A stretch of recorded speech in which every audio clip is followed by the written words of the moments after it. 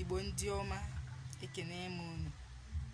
Keka unu mee, ama m na unu mere ọfụma, ama m na unu na-enweta onwe unu. Keka ụbọchị taa si na-aga, ụbọchị ụka, ama m na onye ọbụla na-enwe aṅụrị, n'agbanyeghị na egwu dị n'obodo, egwu dịzi ebe ọbụla maka nje a na-akpọ coronavirus. Nje emego ọtụtụ ihe, nje emego ncha, onwe onye na-apụzikwa apụ. Ndị mmadụ nọ n'ụlọ ha, onwe onye na-eje ebe ọbụla maka nje coronavirus a. Nje emego ncha, umego alụ, ma n'oge na-adịghị anya nje a ga-ana, onwe onye ga-anụzikwa ya ọzọ.